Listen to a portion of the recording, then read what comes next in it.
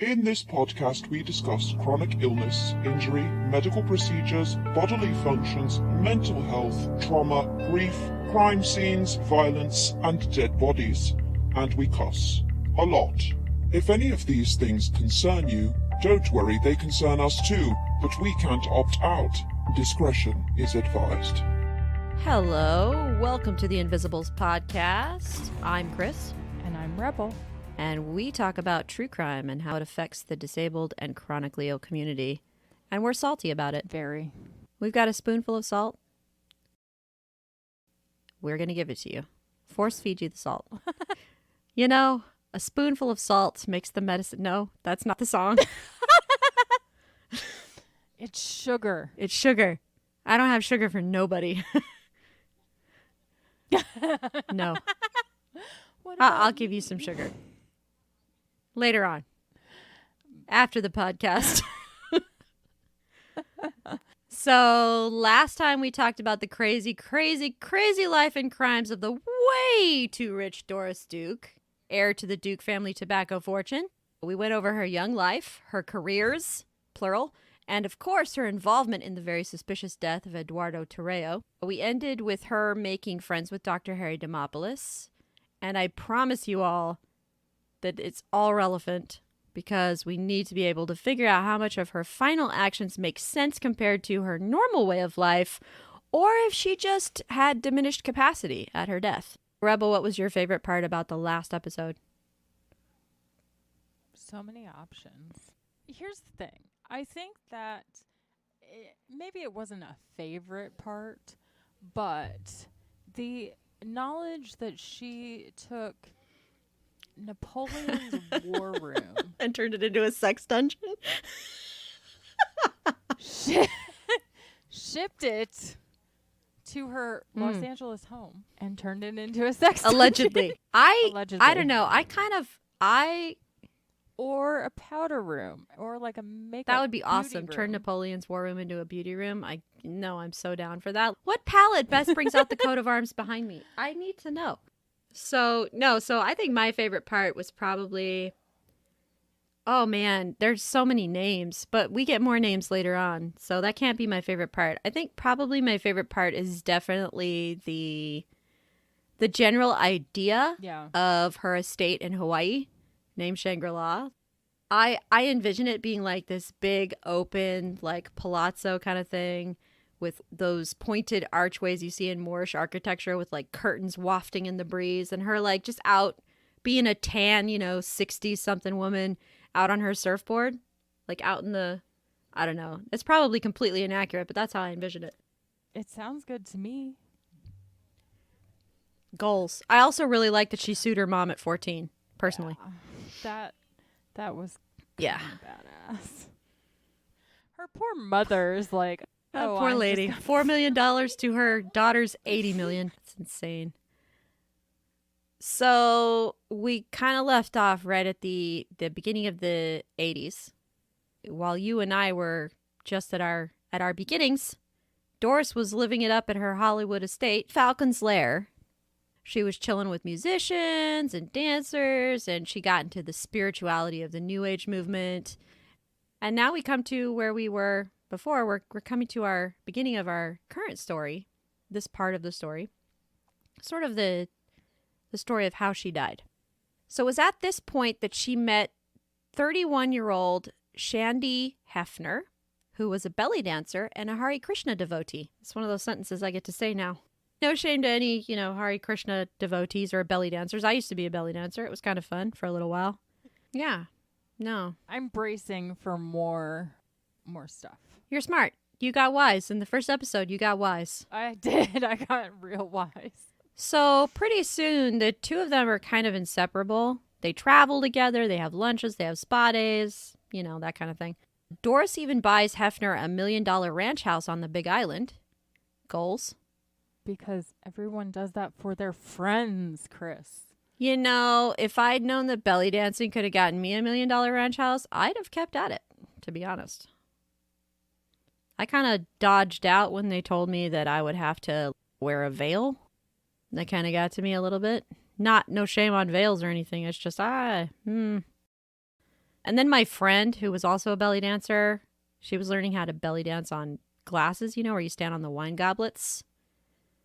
Oh. Yeah, and she fell and the glass broke and it like sliced her foot. And I was like, this is one of those moments where is the glass half full or is the glass like shoved through your foot? Please tell me she quit after that. No, she kept going. I decided it was a bad idea. I didn't go any further. And this was post visual. Yeah, this was back. Oh, God, this was when I was in Okay. college. Yeah. Cool. Yeah. Yeah. So Doris Duke, one day, remember she was really close with Dr. Demopoulos, who was her personal physician, and he seems like a really cool guy.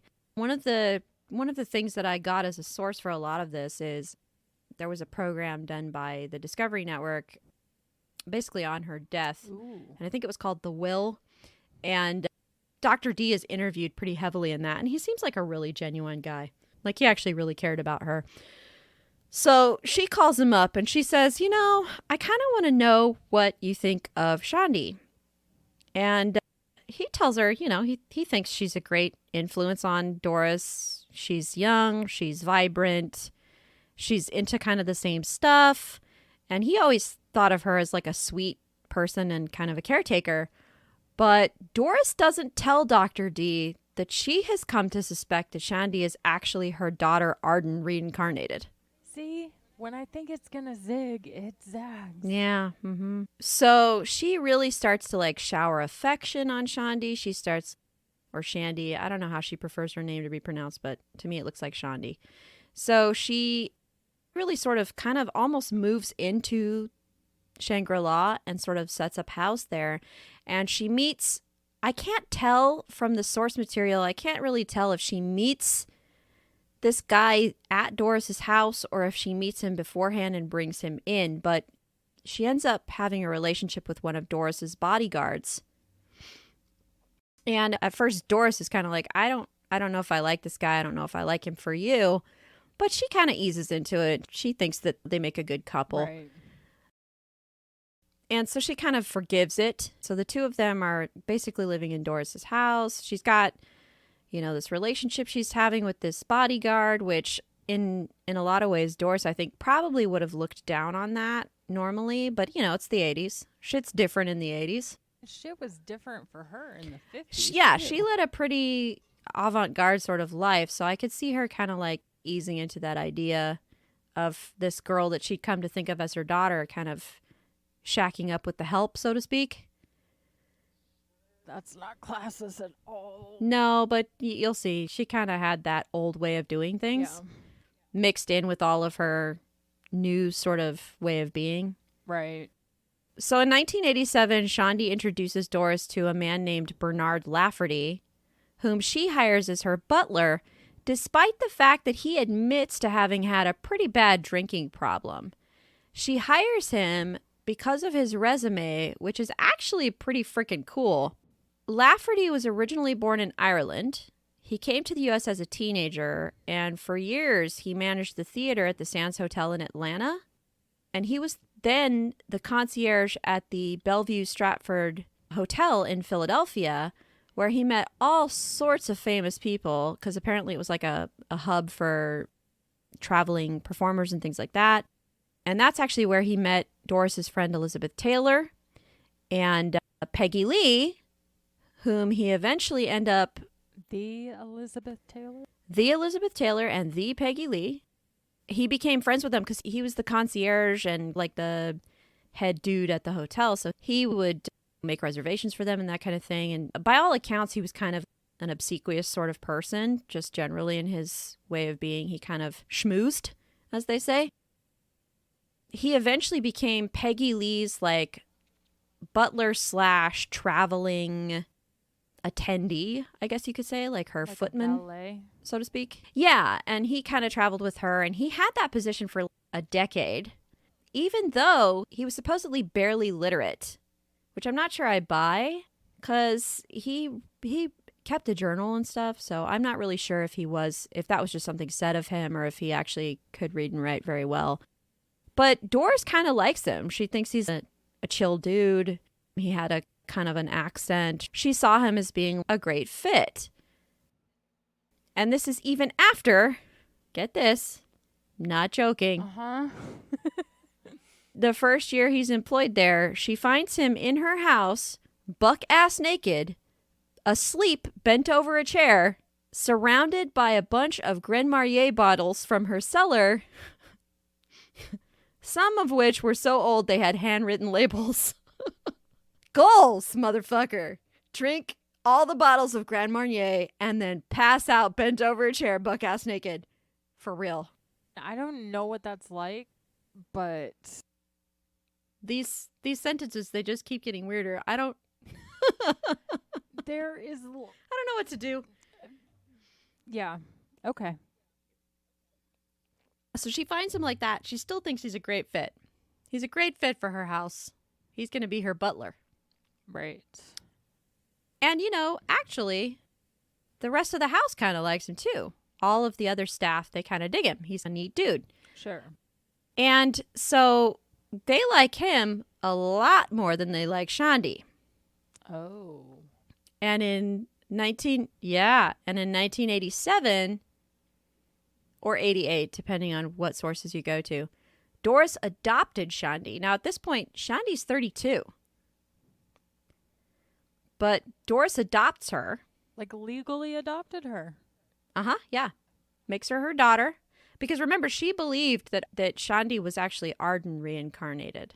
And if you were listening to our last episode, Arden was the daughter that Doris had with her first husband, who was premature and died 24 hours after birth. And Doris spent a lot of time trying to get in touch with her via psychics and spiritual mediums and that sort of thing.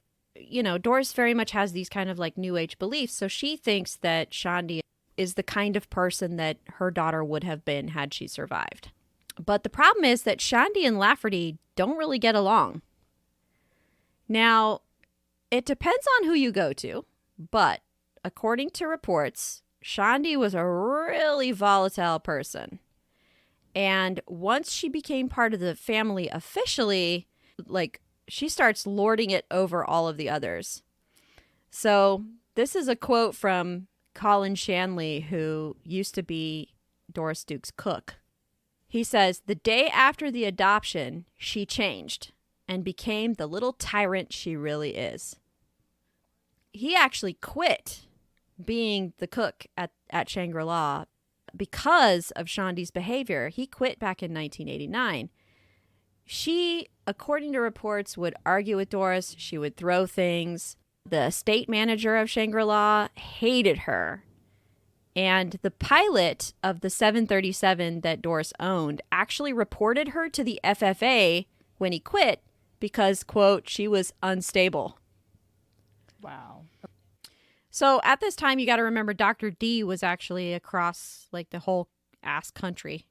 Dr. D had a lab. I don't know where his lab was. I think it was in New York, but he was way far away. So when Doris called him and said, "Hey, what do you think of Shandi?" He was like, "Yeah, she's totes cool," because he had only met her a few times and he just saw the change in Doris. And so he assumed that she was a good influence on Doris. So that's kind of where his advice to yeah, sure, if you want to adopt her, go ahead, kind of came from. Sure.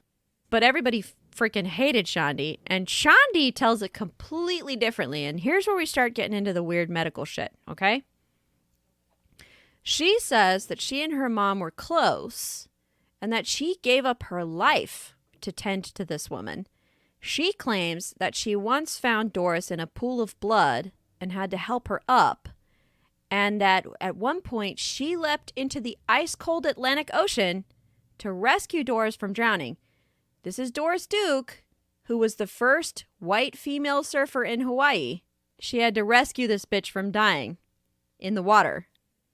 But here's the thing.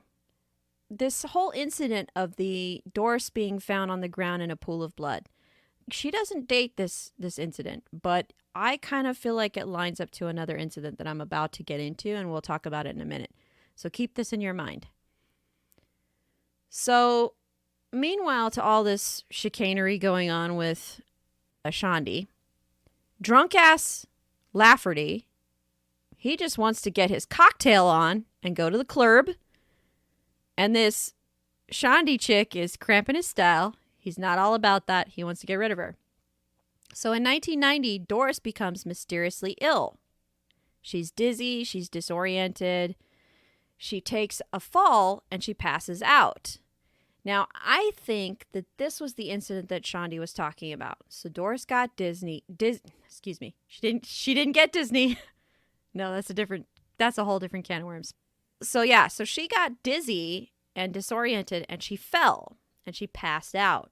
Now, I think Shandi found her with blood, like maybe she hit her head or something. Lafferty, on the other hand, he loses absolutely no time at all convincing Doris that Shandi's trying to poison her and get a hold of her estate. Now, I don't know what kind of pull Lafferty had with Doris, but she actually took this really fucking seriously. She relied on that wisdom that her dad had given to her on his deathbed. Trust no one. She actually had the food in the house tested. She had surfaces tested. Bitch even had her sherry tested. She went hard. She wanted all the poisons found. They found none of it. They found no poisons. But she still believed Lafferty. And so after a massive fight, Shandi's literally kicked out of the house and locked out and disowned. So here's a quote. Shandi's loyalty became divided, and Doris could never stand that. That's a quote. That's a quote from, let me go back. That's a quote from Liz McConville, who served as Doris Duke's secretary for 18 years. And what she said is that Doris had bought and paid for Shandi 100%. So basically, from what I can gather, is that because Doris felt that she had bought her this lavish home, she had, given her all of these trips and things, in her mind, Shandi was supposed to love her because she had put all this quote unquote time and effort into Shandi. But in that moment, she was convinced that Shandi was trying to kill her to get the whole estate. It's been proven by her own investigation that Shandi had nothing to do with poisoning her. And it's at this point that I feel some medical stuff comes into play. Now, it won't be relevant until I explain later on, but at this point, I'm pretty much sure that she had something like a mini stroke. I'm thinking that that's why she became disoriented. She fell, she bumped her head, and it was after this that she gets really paranoid and she gets really, through some zhuzhing by Mr. Lafferty, she gets convinced that Shandi's trying to kill her, even though Shandi apparently wasn't. So, I don't know. Do you have anything to say about mini strokes or how they can affect your personality or things like that? Okay. Do you want to keep it for now or for later? Go ahead, describe a mini stroke, because I actually don't know anything about mini strokes. I know that they happen pretty frequently and that a lot of times it's not evident until you go back and look at the person after a major stroke. Yeah, so I'm kind of concerned. Wait, let's just clarify. You've actually had a stroke? Yes. Right. So I had a stroke when I was 5.5 years old as a complication of a surgery for a congenital heart defect that I had. And essentially, and this was, to clarify, this was an ischemic stroke. It was not a TIA.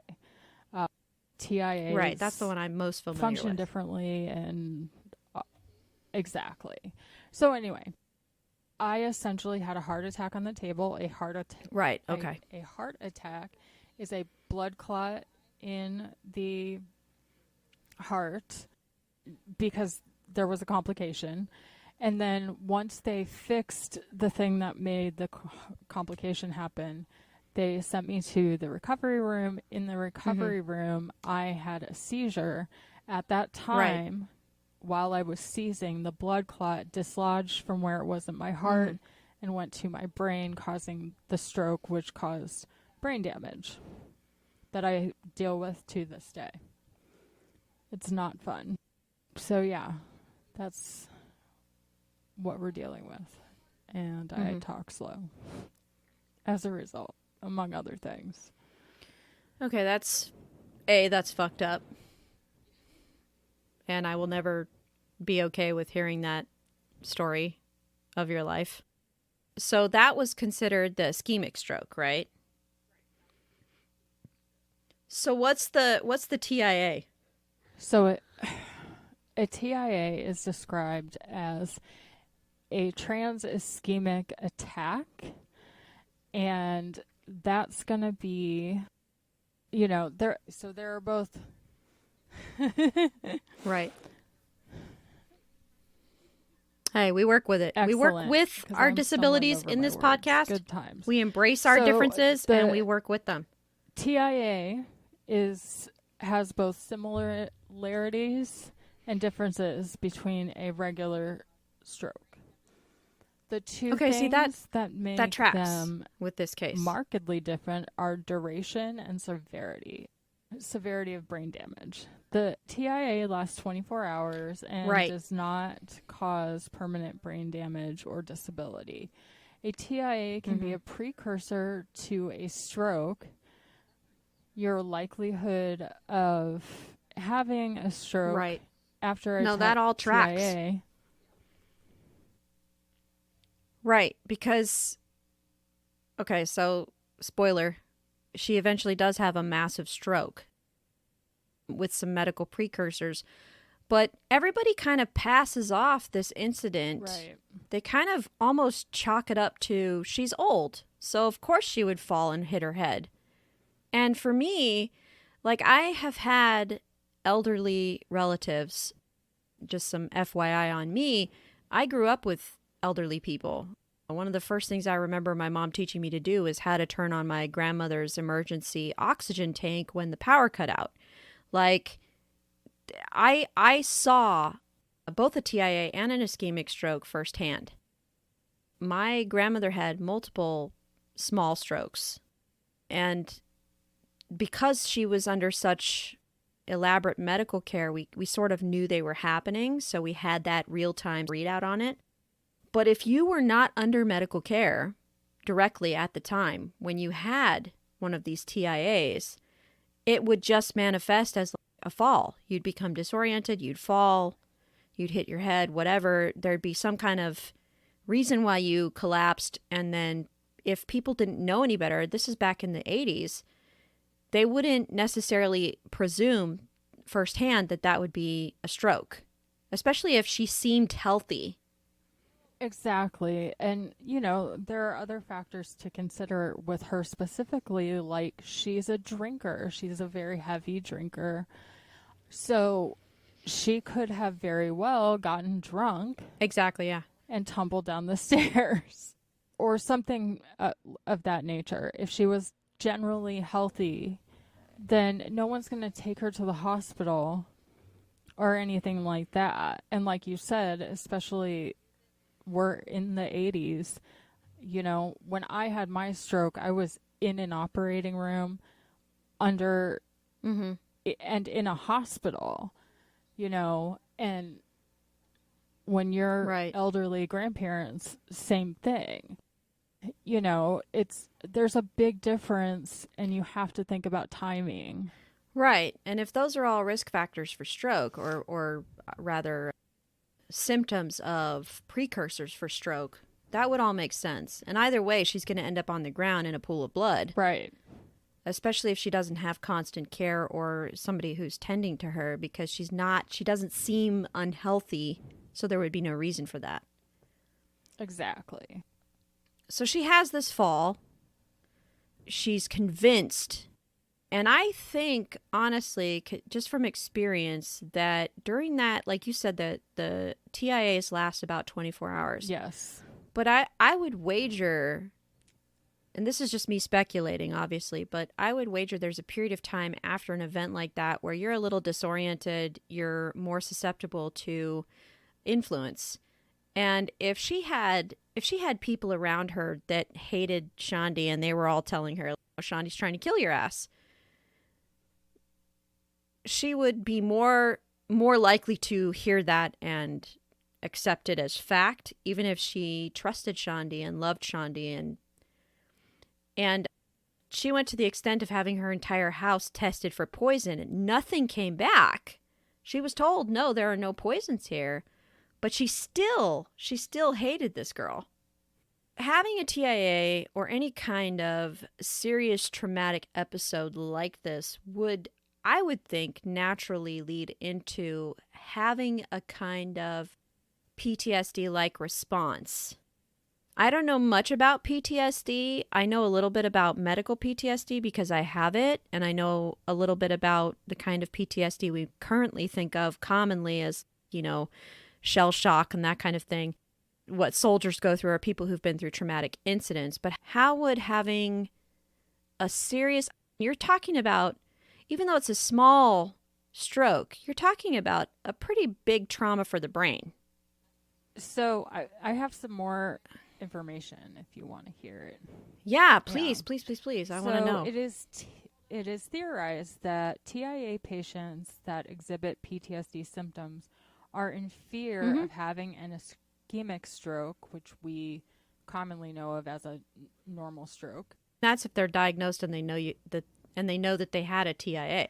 Well, sure, but if you have a fall, that's a trauma. Whether or not you know that you had a TIA doesn't really affect the outcome.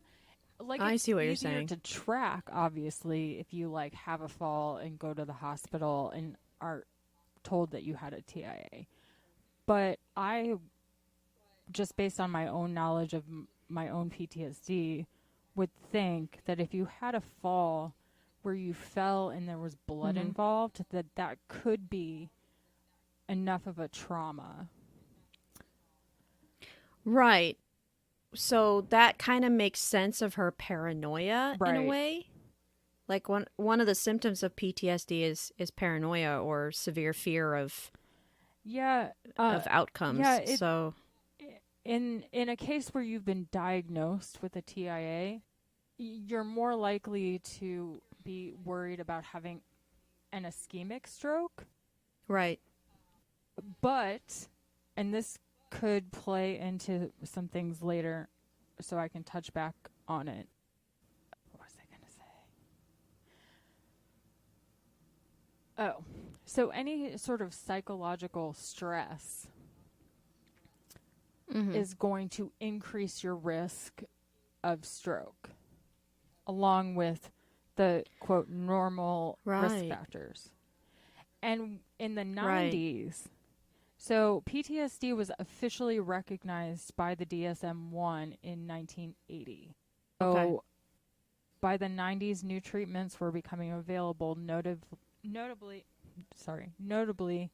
eye movement, desensitization, and reprocessing, or EMDR. But it was brand new in 1980. Yeah, and even with her money, she may not have had access to that, and no one would have known to diagnose her with this. If they didn't know she had a small stroke, they would have just assumed she fell, she's just old, she fell. They would not have known that her hypervigilant, paranoid sort of thought process may have been linked to the trauma of having fallen or having had the TIA. She may have just seemed, like an eccentric old woman. Right. Well, and, I just listening to the life that she's had, I think, especially with all of the trust issues and that she used her money to gain friends or things, her money was like her only bargaining chip, right? So if she fell and was traumatized, then any activity after that could easily be explained away because she wasn't getting along with one person and then someone else was egging her on, right? So if Oof. the butler is basically fueling the paranoia that she already has. It's like being on high alert, which is another PTSD symptom. It's like if you're on high alert, I know, there are soldiers that come back and are diagnosed with PTSD, and they will literally get up at 2 a.m. and stand at their window as if they're standing watch, right? Can we just take a second and acknowledge PTSD? Because I feel like it's such an under-discussed issue. There are so many kinds of PTSD, and there's PTSD from having been in a high tense sort of situation like war. There's PTSD from having experienced medical trauma. There's PTSD from getting arrested. There's PTSD that you suffer from racism. There is so much PTSD. There's PTSD from being in the hospital for long amounts of time. Yes. Like, I know that's tied to medical PTSD, but in the same note, there's PTSD from people who are jailed. Yes. Or in prison. Absolutely. Because it's very similar, Yeah. in my opinion. It's because just you're put in a situation with people that you don't know. And if you're in a hospital, you have like doctors and nurses. Mm-hmm. If you're in a correctional facility, you have COs and different people like that. And it's just, you completely lose control. Yeah. Which is awful. Yeah. And this is, yeah. in this case, this is a woman who's accustomed to getting her way, to having control. Right. And her money gave her that control over people and over situations. And as we found in the last episode, she even used her money to get out of situations where she may have actually committed a homicide. So right, exactly. she's accustomed to having her way. And I feel like what the secretary said about having bought and paid for Shandi 100%, like she was trying to say that Doris felt like she had control over Shandi. And then right. she gets into this medical situation where the outcome of it is to be hypervigilant, and she feels like she doesn't have control. Right. And so her way of reasserting control, get this, she hires a whole team of lawyers to try and cut Shandi out of her will. Now, this is her daughter. She adopted this woman. And she actually tells her attorney she wants to disadopt Shandi. But there's no legal way to do that. And they tell her that. They're like, we can't undo an adoption. So the only thing that could be done was to take her out of the will. And what's so funny about that is they tell her this, and she says to them, well, okay, that sounds good. And they're like, but she could contest it. And Doris actually says to them, well, when I'm dead, that's your job to fight. So she was fucking dead set on cutting this woman out of her will. And this is just 3 years before she dies, right? So Absolutely. I want to point this out because I put it in my notes and I think it's important. Yeah, please. Because your question to me was, can PTSD cause paranoia? And I want to give you like a little bit more of that. Hypervigilance, which I just said, from PTSD can result in being suspicious of people and their motives. This can result in feelings of paranoia around others. Quote, what are they really thinking about us? You know, it's this... Well, I can describe it in my own life. Like, sometimes when someone says something to me, it can be anything innocuous. My brain is, oh, they don't love me. They're saying this because they don't love me. Oof. Right? Or something to that length. Right. Or around that, right? So I can imagine in Doris's case, if she's already in a situation where she trades money for everything. Mm-hmm. Everything is transactional.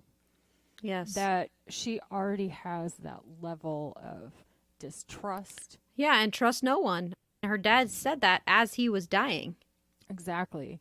Whether or not she had vertigo with the fall that resulted in the fall, or a TIA, or a combination of that, like, any way you slice it, it's a traumatic situation. It puts her in a more vulnerable state. And, you know, if she, I had forgotten until you were talking about it, the can be result in being suspicious of people and their Yeah. motives, Yeah. which is just my whole life. But if she was already having issues with her daughter before the fall, Yeah. The fights, then, yeah, the fights, and then whatever happened after the fall, regardless of what really caused the fall, you know, she could have very easily gone from not liking her to thinking that she's conspiring against her to make some sort of move, right? Yeah, and it doesn't help that she had this other guy feeding stuff into her ear. And Right, exactly. And if that was continuing, if that was happening prior to the fall and That's a good after point. the fall, Yeah. he was already in her ear influencing her. Yeah, and I'm not entirely sure if he intended it that way. We'll get into that a little bit later. But he's a weird guy. I'm not sure I've clocked him yet. I'm not really certain what to make of him. But yeah, that comes into it later. We'll see what we think afterwards, I think. Yeah, I think so too. Okay, so she gets all these lawyers. She tries to disinherit Shandi. She wants to disadopt her. They tell her that's not going to fly. She's, okay, we'll cut her out. So that's just 3 years before she dies. And all of the lawyers who worked on that particular codicil to her will say that she was clear-headed, she was focused, she knew what she wanted, she didn't seem to have any kind of brain fog or anything like that. So my question to you would be, you said that with a TIA, you don't tend to have symptoms after 24 hours, aside from the obvious PTSD. Right. So she would be cognitively okay enough to make these kinds of decisions. And when I say cognitively okay, what I mean is that other people would not necessarily clock her as having had a stroke. Right. It's an interesting thing because I have been in the presence of my grandmother when she was having TIAs, but she was having them like back to back. At the time, I didn't know what was going on. Right. But one night, she was telling me that she thought that like my mom was there, like her children. Mm-hmm. And so she's like, I don't know what those guys are doing, but I'm going to bed. And she goes to bed. I wake up the next morning and I'm like, hey, I think that you maybe like fell asleep in your chair and got confused. I'm like, do you remember talking to me last night before you went to bed? And she's like, I remember you didn't kiss me goodnight. And I'm like, oh, okay then. Yeah. You know what I mean? So it's hard to get into someone's brain on that level. Yeah. And we're not privy to her medical history. We can't get access to that. So it's You kind of have to guess. But for me, it was really suspicious. This is a very physically active person. She's not... A lot of people, say she was really healthy and vibrant. They don't report her as having any cognitive difficulties. They don't say that she was, physically impaired in any way. So for her to suddenly fall and hit her head seemed very odd to me. Well, and was the drowning, potential drowning incident before or after? See, that's not known either. This was just based on her filing with the court when she petitioned to fight the estate after Doris died. So I don't actually know whether or not, and I don't even think she clocked it. She didn't give it a time or date or anything. She just said, I found her once in a pool of blood, and one time I had to jump in the ocean to save her. But that was my thought also. What if this is a woman who is a professionally trained swimmer? For her to suddenly have a drowning incident seemed very strange to me. Now, at this point, she's in her 70s, so it wouldn't strike me as terribly odd if she had an issue with the ocean, like swells, maybe like grabbing her and pulling her down, and maybe not having the physical strength to fight that off. But I don't necessarily think Shandi's 100% honest. Another thing that I'm thinking is yeah. Doris was how old at this point? I know she had, this was all reported after she died, but so she's in her early to mid 70s. Someone that's in their 70s, things that you wouldn't think come up, like people can have TIAs, but they can also start developing dementia symptoms. So if we really don't know what was going on, and TIAs, this isn't scientific fact, this is just observational. In people that I have known on both sides of my family, TIAs can sometimes be a precursor to dementia. And right, so or they can contribute to it. My grandma's trajectory was that she started having all of these TIAs, and it manifested into dementia. So this is the frustrating thing about doing cases like this, is just that because we don't have access to her medical records, and the timeline is off because her adopted daughter is reporting this after the fact, right? Yeah, and there was no medical care at the time. We don't know if this actually even happened. And that's the thing that is just so hard about this case, is that there's no way for us to know with any level of certainty what the situation was. Right. Like, we get reports looking back on her behavior from a lot of people, and I'll get into those a little bit later, but we get a lot of reports on like, oh, she seemed fine, or she didn't seem fine. But the thing is, we don't know what was actually happening in her body, and I feel like because of the time period this is in, and I feel like a lot of the ball was dropped, basically. And we don't really know what all was going on with her. But to me, it's pretty freaking sus for her to fall all of a sudden. This was a bitch who had done drugs. She had been drinking. She reportedly had a couple cocktails every day. She did not cut back even as she aged. So she could handle her shit, I would presume.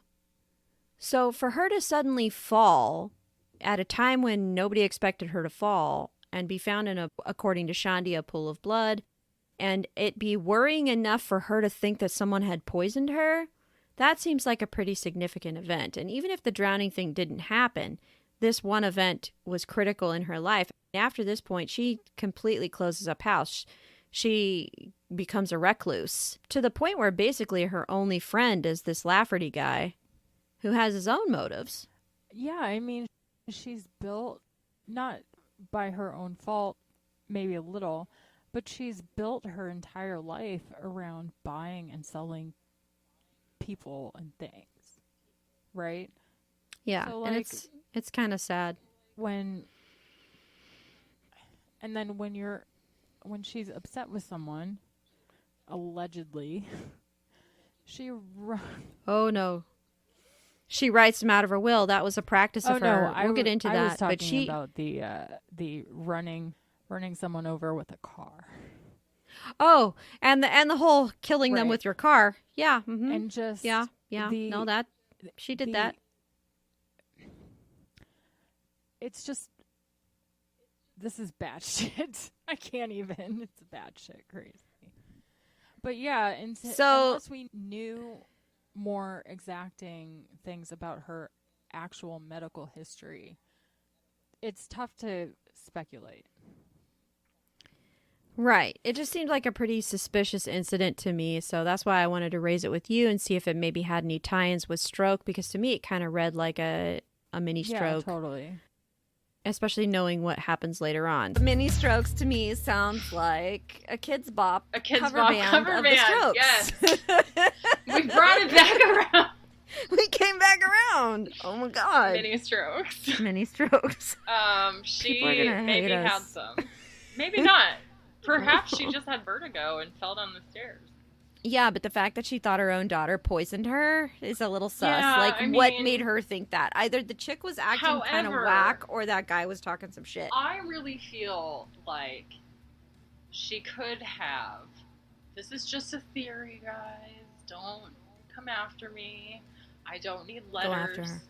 Go after. Don't go after me. I'm a nice person You are, it's true. doing the Lord's work, damn it. I'm not doing the Lord's work. I don't know her. I don't know anybody. You're like, I just started a podcast with this random person. We get along well, but sometimes some crazy shit comes The out Lord's work. How dare you? the mouth. The Lord's work. Well, I am the Christian. I see there are no gods here. I am the Christian of the podcast. It's true. It's true. But anyway, so back to my point. Yes. We should never have done a Actually, a friend of mine said, after listening to the first episode, she's like, it's like hanging out with friends who swear a lot. And I'm like, yeah. Yeah! That's exactly what it should be. What the fuck? I'm like, excellent. We've done our job. We did our bit. But And everybody I think hates that us. if she did not have mini strokes, which there is no evidence because we do not have her medical Yeah. records. I ranted Yeah. about this at the end of this episode. Whatever. I've ranted about this before, but just to bring it home. Mm-hmm. Let's just say that she had vertigo for some reason. She got dizzy. She fell. She got like a concussion. Yeah. And the concussion triggered PTSD from losing her daughter. Okay. Right? Because she didn't get to raise her daughter. Her daughter died after, 24 hours? And so that kind of flipped a switch in her brain to be like, somebody's trying to poison me. Yeah, it could also be that she just got paranoid with age. Like, if her fall was due to severe vertigo that was like a component of, say, dementia or something like that. Right. Like, I've had a relative who had dementia in their, the last few weeks of their life, and they were very shaky on their feet, and also thought that they couldn't go to the hospital because the doctors were there to steal their organs. Right. So, I mean, in elderly people, UTIs can do the exact same thing. right, and paranoia is one of those common side effects of dementia and Alzheimer's, because they don't know what's happening and they feel unsafe. So Right, they get, exactly. super paranoid. But anyway. But yeah, anyway, so she had some possible strokes and not the mini strokes. She did not invite them on tour. No. The Kids Bop Band. It was a whole thing. But anyway. Next episode, we're going to be episode. talking about how she finally met her end and all of that. The end is nigh. The end is nigh, unfortunately. Thank God. Everybody's like, God, will you guys shut the fuck up? I know. Shut up. You've been doing this for so long. God, we're so fucking tired of Doris goddamn Duke. Jesus Christ. I'm tired Anyway. of Doris Duke. I'm kind of tired of her. I want to get rid of the old bag. No, that's rude. No, Plus, she's going. her relatives are still alive. They're going to come for me. She's going to be gotten rid of by criminals. Let's just state Okay. for the record. Okay. She was taken out by criminals. There you go. She might have been a criminal, but she was definitely taken out by criminals. For sure. So yeah. Okay. Next So that- episode. That It's gonna be fun. It's gonna be fun. It's gonna be an interesting. I mean, we're just on the ride. So if you have your own thoughts about this case, you can email them to us. We have an email. We do. We do. It's what is our email? Oh, theinvisibleспod@gmail.com. Yeah. That's what it is. Yeah, and we have a Twitter where you can, shout your anger about how dare we talk about a cover band, Called Mini the Mini Strokes. We're disabled. It's our jokes. We're allowed to make. I these had jokes. a stroke and a few heart attacks. Don't worry about it. Our Twitter is invisiblespod1, and you can find our Instagram. We have an Instagram. The Invisibles Pod. And do we have anything else? Do we have Facebook? Do we have a Facebook? I think we have a You Facebook. Yeah, keep we have a telling Facebook. me we have a Facebook. Yeah, we totally do. We have a Facebook. I think. Yeah. Yeah. I made it, so I You know we made have it. Like I said, you keep telling me we have a Facebook, so And we've got a Patreon, don't we? we do. Have we? Patreon.com/theinvisibles. Have we? You can be sorted that out yet? any brand of salty. Any brand. Oh, that's right. Have got we brands of sorted salt. that out? I worked my ass off. It's true. It's true. Not that you had much of an ass to begin with, but yeah. I mean, I have no ass. Yeah. No, we've established that. Your ass is basically concave. Yeah. I'm assless without the chaps. Okay. just That ought to said be. that out loud. That is your new email address. Assless without the chaps at gmail.com. We are getting that. We are going to get that We're gonna domain get it. name right the fuck now. We're gonna get it. And then people No. can email me at assless. Without the chaps at gmail.com. I have And chaps at licked. rocket.com. What? At rocket.com. Rocket mail. I have At least chaps it's not licked. AOL. All right, get out of here. Okay, bye! Peace out. Are we on drugs?